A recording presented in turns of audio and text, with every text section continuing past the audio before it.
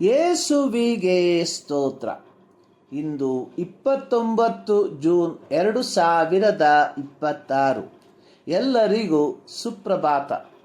ಈ ದಿನದ ಧ್ಯಾನ ಭಾಗ ಇಬ್ರಿಯರಿಗೆ ಬರೆದ ಪತ್ರಿಕೆ 4ನೇ ಅಧ್ಯಾಯದ 11ನೇ ವಾಕ್ಯ.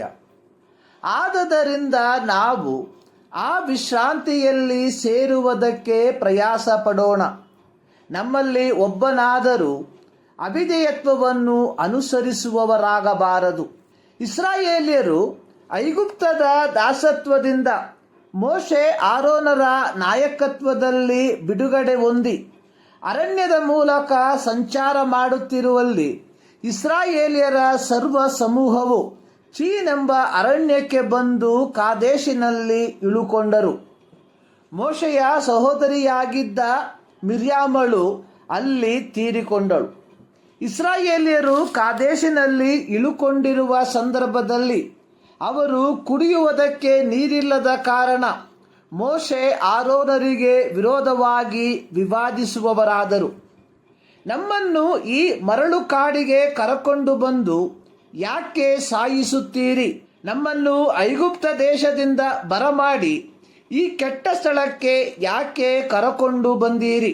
ಮೋಶೆ ಆರೋನರು ಜನಸಮೂಹದ ಎದುರಿನಿಂದ ದೇವದರ್ಶನ ಗುಡಾರದ ಬಾಗಿಲಿಗೆ ಹೋಗಿ ಅಡ್ಡ ಬೀಳಲಾಗಿ ಯೆಹೋವನ ತೇಜಸ್ಸು ಅವರಿಗೆ ಕಾಣಿಸಿತು.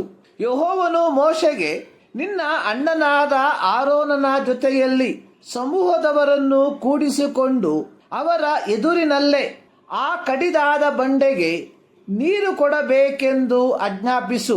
ಅದರೊಳಗಿಂದ ನೀರು ಹೊರಟು ಬರುವುದು. ನೀನು ಸಮೂಹದವರಿಗೂ ಅವರ ಪಶುಗಳಿಗೂ ನೀರನ್ನು ಕುಡಿಯ ಕೊಡಬಹುದು ಎಂದು ಹೇಳಿದನು.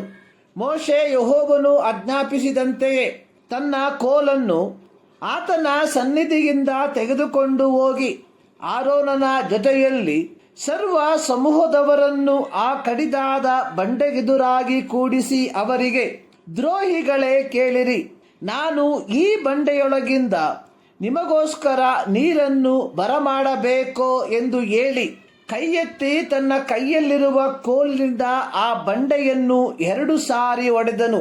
ಆಗ ನೀರು ಪ್ರವಾಹವಾಗಿ ಹೊರಟಿತ್ತು. ಸಮೂಹದವರು ಅವರ ಪಶುಗಳು ಕುಡಿದವು.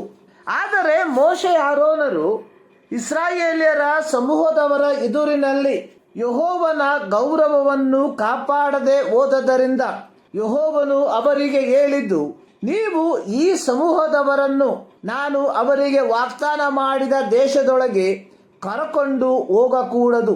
ಇಸ್ರಾಯೇಲ್ಯರು ಕಾದೇಶಿನಿಂದ ಹೊರಟು ಹೋರ್ ಬೆಟ್ಟಕ್ಕೆ ಬಂದಾಗ ಯೆಹೋವನು ಮೋಶೆ ಆರೋನರ ಸಂಗಡ ಮಾತಾಡಿ, ಆರೋನನು ದೇಹವನ್ನು ಬಿಟ್ಟು ತನ್ನ ಪಿತೃಗಳ ಬಳಿಗೆ ಸೇರಬೇಕು. ನೀವಿಬ್ಬರು ನನ್ನ ಮಾತಿಗೆ ವಿರೋಧವಾಗಿ ತಿರುಗಿ ಬಿದ್ದದ್ದರಿಂದ ನಾನು ಇಸ್ರಾಯೇಲ್ಯರಿಗೆ ವಾಗ್ದಾನ ಮಾಡಿದ ದೇಶದೊಳಗೆ ಆರೋನನು ಸೇರಕೂಡದು. ಅರಣ್ಯಕಾಂಡ 20 ಅದರ 24ನೇ ವಾಕ್ಯ. ಇಸ್ರಾಯೇಲ್ ಸಮೂಹದವರು ಯೆರಿಕೋ ಪಟ್ಟಣದ ಹತ್ತಿರವಿರುವ ಮೋವಾಬ್ಯರ ಮೈದಾನದಲ್ಲಿ ಇಳುಕೊಂಡಿರುವಾಗ ಯೆಹೋವನು ಮೋಶೆಗೆ, ನೀನು ನೆಬೋ ಪರ್ವತಕ್ಕೆ ಹೋಗಿ ಪಿಸ್ಗಾ ಬೆಟ್ಟದ ಶಿಖರವನ್ನು ಏರಿ ಕಾನಾನ್ ದೇಶವನ್ನೆಲ್ಲ ನೋಡು.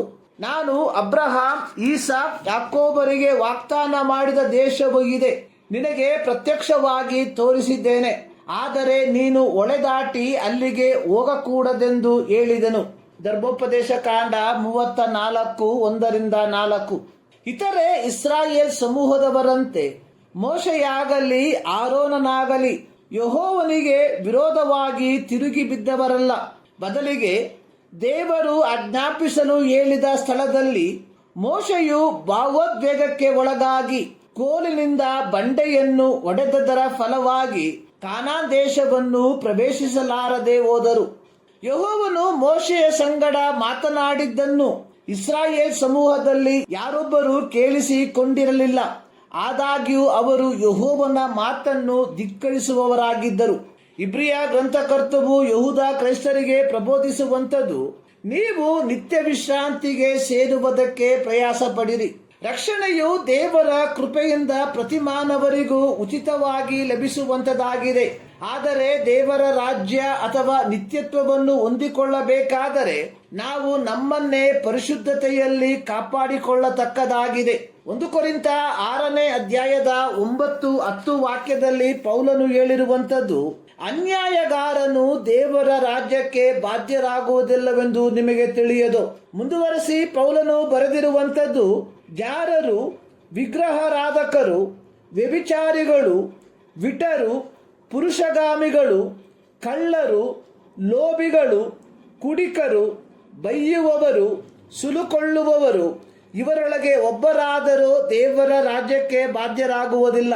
ಕ್ರೈಸ್ತರಲ್ಲಿ ಅನೇಕರು ಹೇಳಿರುವಂಥದ್ದನ್ನು ನೀವುಗಳು ಕೇಳಿರಬಹುದು. 100ರಷ್ಟು ಪರಿಪೂರ್ಣರಾಗಿರುವುದಕ್ಕೆ ಸಾಧ್ಯವಿಲ್ಲ. ಇಂತಹ ಪೊಳ್ಳಾದ ಬೋಧನೆಯನ್ನು ಕೇಳಿ ನಿಮ್ಮನ್ನು ನೀವೇ ಮೋಸಪಡಿಸಿಕೊಳ್ಳಬೇಡಿರಿ. ನಾವು ನಿತ್ಯತ್ವಕ್ಕೆ ಬಾಧ್ಯಸ್ಥರಾಗಬೇಕಾದರೆ 1 ಪೇತ್ರ 1:15 ಬರೆದಿರುವ ಪ್ರಕಾರ, ನಮ್ಮನ್ನು ಕರೆದಾತನು ಪರಿಶುದ್ಧನಾಗಿರುವ ಪ್ರಕಾರ ನಮ್ಮ ಎಲ್ಲ ನಡವಳಿಕೆಯಲ್ಲಿ ನಾವು ಪರಿಶುದ್ಧರಾಗಿರತಕ್ಕದ್ದು. ಇಲ್ಲವಾದರೆ ಅವಕಾಶವನ್ನು ಕಳೆದುಕೊಳ್ಳಬೇಕಾಗುತ್ತದೆ. ಈ ಮುಂಜಾನೆಯಲ್ಲಿ ಸರ್ವಶಕ್ತನಾದ ದೇವರು ಈ ಅಧ್ಯಯನದ ಮೂಲಕ ನಿಮ್ಮನ್ನು ಆಶೀರ್ವದಿಸಲಿ.